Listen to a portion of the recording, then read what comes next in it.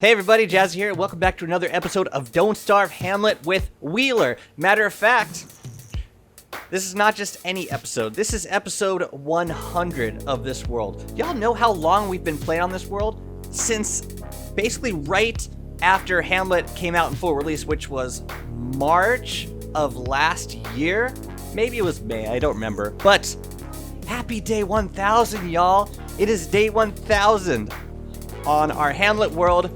Let's tour the base. Let's take a look at everything we've done in 1,000 days. I am so excited. I'm so excited to be here.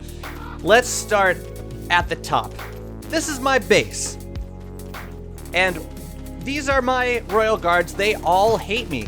Last I checked, they hated me. Yeah. I've considered paying them off, but at this point, I rely mostly on the elephant cactus for bat waves, so I don't generally bring bats over here, so I just leave them be for the most part. Maybe later if I get bored later, I'll pay them off, use them again. This is my Krampus farm. I use this to farm Krampus, so the idea was, I put a grocer in the middle here, go into the grocer, blow the pan flutes once, steal everything, which is a guaranteed Krampus spawn, and then I go around and I kill all the Krampuses that spawn outside. Rinse and repeat. Yeah, in retrospect, were I to do this again, farm for Krampus, I would use the one-man band because it's way cheaper than pan flutes. You get a bunch more uses out of it. You could probably get like 50 uses out of a one-man band if you were just using it to befriend pigs. Anyway, there's the farm. It served us well. That's how we got our Krampus sack. And while we're walking, I should probably explain something. There's a lot of questions about why... Oh, God, I think those guys just got mad at me because I picked up the halberd. Why are you discontinuing the series, Jazzy? For the simplest answer is, I've run out of things to show you guys. Like, at this point, it's just me working on a mega base, adding new stuff, and designing new things. Which, honestly, I think, you know, I would consider streaming on this world in the future, but as far as episodic content, I can't think of anything else to show you. This is how you get to day 1000. This is how you build a base in Hamlet. Anyways, this is the tree farm. I built these when I was Wagstaff, but any character could use them, which is awesome. In single player, you don't usually get stuff left over by another character that any character can use. Wheeler cannot use the telebrellas. If she tries to use the telebrella, she glitches out of the map and I gotta restart. Those trees are almost ready. I use the pine cone glitch to harvest trees now, which is basically where you just like drop single pine cones on the ground, light them on fire, extinguish them, and then they all grow in one place. Here is the main part of my base. We got some shops right here. We got a little garden in the back. These cave clefts and the ancient pig ruins, they were fun to incorporate into builds. It's always, yeah, seeing how I can build around these immovable objects. Something that I always enjoy doing. Here's where I bring most of my bats to these elephant cactus. Got those from Shipwrecked. Here is my home, my main abode. Let's take a quick tour inside. Here's my main storage area. Got some hats on the wall, but most of the items that I have is I store them here. Now this back room is a mess. I'm currently working on a dedicated turf storage zone outside, but for now this is where I'm just dropping all of my turfs. I also don't really have a dedicated science area, so like all my science machines are in here, weapons, armor, and stuff like that is kind of in this back room. But over in this room, yeah, those are the ugly rooms, so here's the pretty room. I somehow managed to get Chester and Packham in here. I got Packham in here by leaving Robin in Shipwrecked. Chester, I don't know how Chester got over here, but he's here, and he's attached to the fishbone. Both of these are attached to the fishbone, so I was like, you know what? We're gonna recreate Between Two Ferns with Packham and Chester. This is their home now. And I use Fire Packham mostly for cooking up coffee beans. Packham's awesome because if you use them to cook, it restores the food all the way to full. Instead of just, if you cook it over a campfire, it restores maybe like double the spoilage, but it doesn't restore it to full. Here's a little bit of extra storage space. So I keep my walls, my Houndius, I haven't used them for anything yet. Extra gold, extra thulecite walls, extra bat bats, get plenty of bat bats in Hamlet. Plenty of purple gems from the Endwell, and some extra lanterns. I also have a bunch of lanterns just chilling on the ground that I'm waiting to turn into lampposts. Here's where I smelt. It's pretty simple. Like, you can access both of these with just the one barrel. And smelting is fast. You don't generally need more than 2 smelters. By the time you get back to the first one, the second one will be done smelting. Yeah. Oh, There we go. Sometimes you gotta rotate the camera to fix the wall orientation. Here's my berry bush farm. I used to have usher pigs in here, berry bros, and I had little bait in here. I think I used nettles for bait. But the berry bros were scaring away the gobblers when they spawned, so I moved the berry bros elsewhere. I will show you that momentarily. On the outside, these are floral arrangement shops, which is where I bought most of the berry bushes that you see. And I really like these shops for basically providing a renewable method of getting berry bushes without having to world hop. Here's where I got most of my nettles. I don't think this guy reaches all of them. Nah, it reaches a few.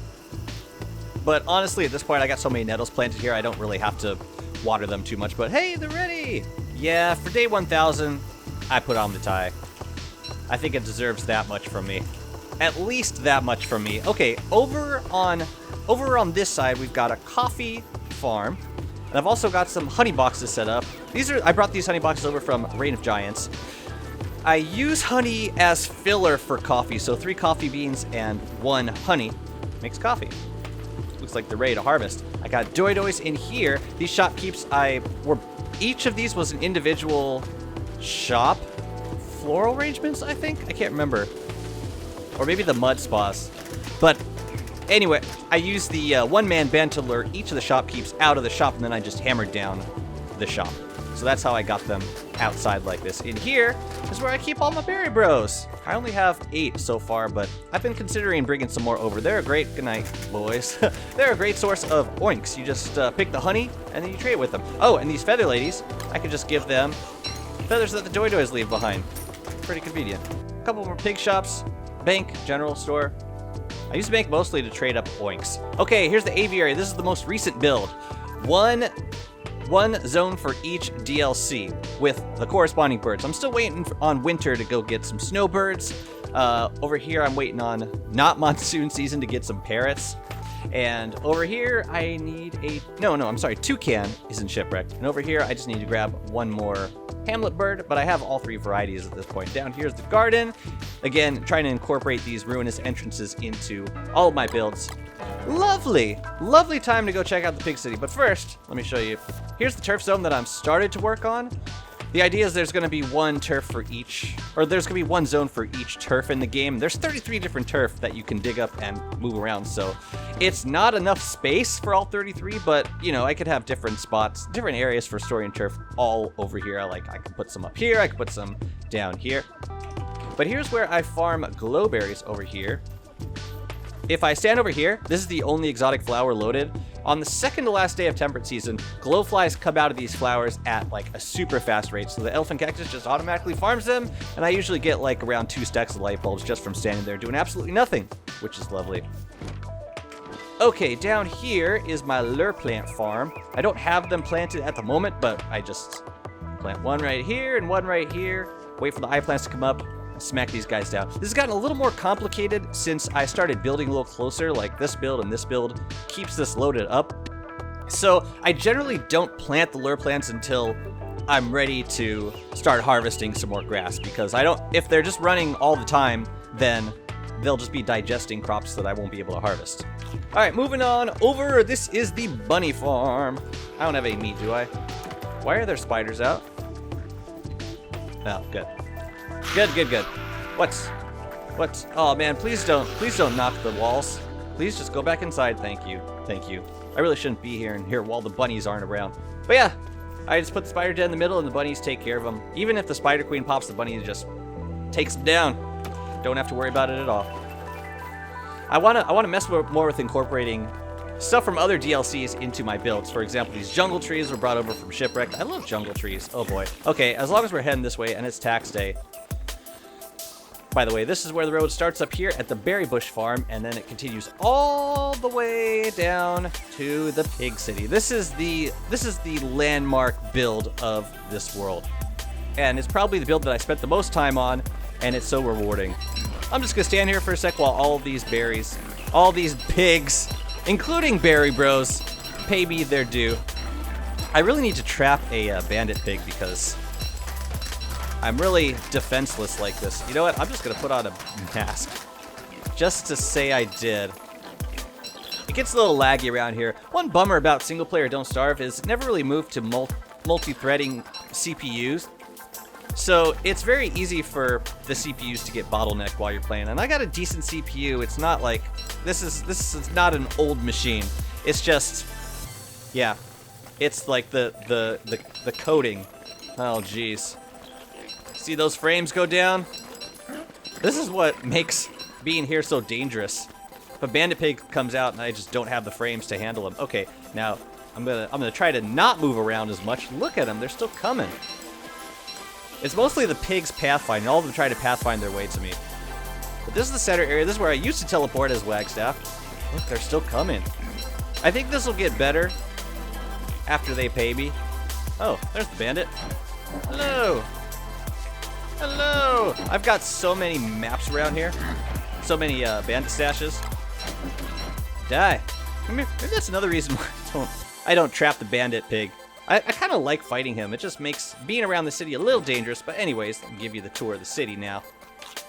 Now that we're all paid up, I'm especially proud of these corner spots with the gardens and the berry bushes, which I tried to make look like farms. Yeah. Tea trees are lovely, and I've got these in every corner. Also these decoration spots, I really like them.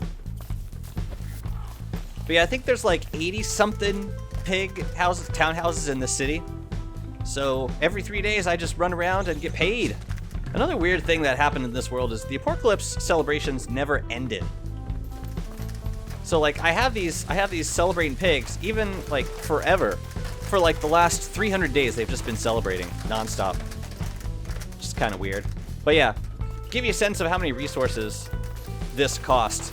Every piece of stone road turf you see costs about 2 cut stone and 1 board. So that's 60 rocks for every stack of stone road turf. 10 pieces of turf. It's expensive. And we did bulldoze both the hamlets. We took all the turf, all the stone road turf. Bulldozed all the structures. Actually, I guess I didn't destroy all of them. But most of this wild plains turf you see, that was actually transplanted back over because this all used to be flat stone turf. And then I got tired of having wild plains turf kicking around, so I decided to repopulate it. The idea is that it will eventually all be wild plains turf, and I can start to mess with biome building, like just terraforming entire biomes into custom biomes. Well, spiders are actually putting up a fight. Yep, be back for that loot later. Yeah, as far as other builds go, I got my ancient Hulk set up on the BFB island. What you do is, once you assemble the Hulk, you telelocate the whole thing to the BFB island, and then after you beat the Hulk, all the pieces just scatter on this tiny island, so it takes much less time to reassemble all the pieces. And I got some elephant cactus over here just in case I get a bat wave during that time I'm out there. But this connects to the Puglisk Island, which is that one right there.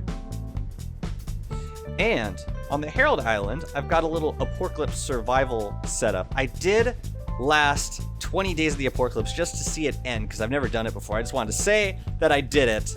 It was absolutely not worth it. I should have, if there's one thing that I would have done differently in this world, it is I would have world hopped like 2 or 3 times in Hamlet, take like all the pig resources with me, and that would have saved me a lot of time farming all of these materials in the late game. But it was a learning experience, and it was a long-running project. Oh yeah, my kitchen. I don't think I showed you that yet. Yeah, here's where I'll cook shit. At this point, I'm basically saving all of my meats and turning them into eggs, and then occasionally take over to Reign of Giants. I got my Skyworthy set up right next to the Pig King, so I just unload all my gold, and that's how I keep gold flowing into this world. Otherwise, I'd have to buy it from the bank, which would be soups expensive. But I do believe that is all I have built so far. Like I said, I'm not deleting this world. I want to keep working on it. What I might do is do little synopsis videos every 100 days or so. I do want to keep working on this world. I got lots of projects that I want to finish, and I just want, yeah, it's something that I'm proud of, and I want to keep working on it, and I want to make it lovely.